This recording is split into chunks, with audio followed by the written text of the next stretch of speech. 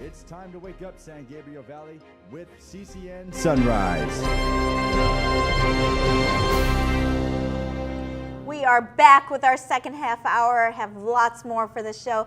Joel L.A. Peterson with Dreams of My Mother's. It's a new book that just came out last month. You're really going to want to pick that one up. And Mary Winters with her Senior Solutions segment. She's going to talk about activities seniors should be doing. Absolutely, but Sunita, do not forget Fatima Jahangir I do not forget from the Taj Fusion Cuisine in Diamond Bar will be here making lamb biryani. You are talking my language. You are certainly doing it.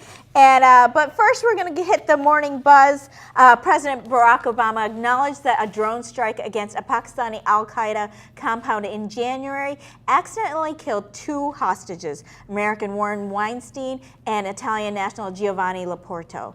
This brings back the controversy of whether these drone strikes are effective in bringing down the casualty count. John Woods Jr., second vice chair of the Republican Party of Los Angeles, is back again for the buzz. So what do you think about this? I mean, this was, they said they had faulty intelligence here. They were looking.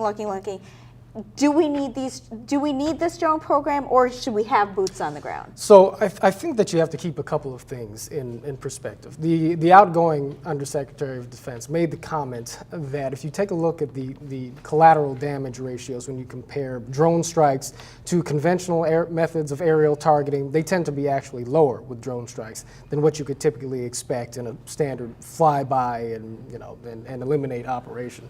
The fact of the matter is if you accept the premise that we should be aggressively pursuing al-Qaeda, that we should be aggressively pursuing individuals who are threatening American security, then you have to also accept the fact that there's always going to be some degree of collateral damage, simply because that's part of the risk of pursuing an asymmetrical conflict, John, this is something that bothered me. I appreciated that the president came out and expressed sympathy and empathy with the family, but he took responsibility.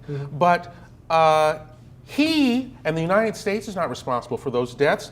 Al-Qaeda, those fighters, absolutely kidnapped, and they are responsible. He was accepting responsibility for the fact that there was faulty intelligence. Now, and these folks were there. Yeah, I give the president credit for taking responsibility. I mean, as a commander in chief, it's appropriate. But here's my point: if you, as much as we praise people who want to go and help, if you go to an area where there's conflict and you get kidnapped, does the United States have a responsibility to pay money or to send boots on the ground to come and get you? Leave no one behind, isn't that part of the Well, that's the Marines. If you're not a Marine and you're just out there. The United States. No, I'm asking the question. The United States government, the United States military has an obligation to do everything we can do within reason to try and get good people out of harm's way. That's the way I feel about it. Having said that, of course, we have protocols and procedures in place for a reason. There's a limit, perhaps, to how far we can reasonably go in securing our own interests when it comes to bringing people back out of the field, because at a certain point, negotiating with individuals who want to do us harm, you can't run the risk of empowering them beyond a certain point. Okay. But it's a difficult line to draw, though, and it's part of why I sympathize with the president's situation. Absolutely. Well, we're going to move on to our next topic, which is a California bill to remove religious exemptions from vaccinations is moving forward. And the question is this good for public health, bad for civil liberties, little bit of both? What do you think about this?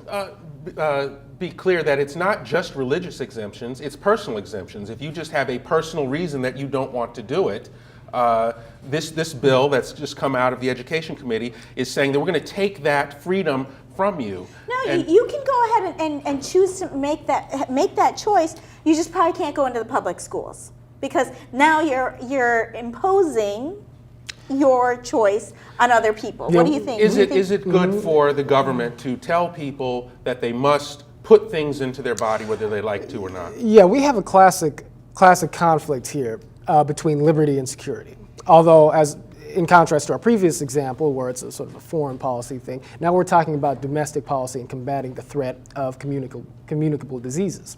The difficulty here is the fact that parents should have a right to decide what they want to do, what they want to subject their children to in the area of their health care. At the same time, of course, particularly in a public school setting and a public setting, the government has a responsibility to ensure the safety of the people. So I think it we seems have other laws out there that- now the legislation that is going through the assembly is prohibiting people in a public school setting from taking advantage of exemptions. Isn't the issue really whether or not people own their own bodies? We do, but we live in a society all together, and if your body and diseases that you might get because you didn't take care of yourself might affect me, I want to say. See, I this- think tyrants have long argued that their goal, that everything was for the public good. Well, here's the thing. Some things are for the We public do need to wrap good. this up, and I hate to leave it at this because We was just getting good. I know we were just getting started, but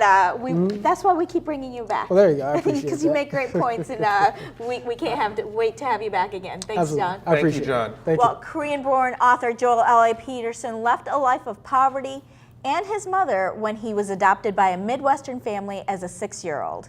Joel joins us next to tell us about his dramatic life story and the love of his mothers, and that's next.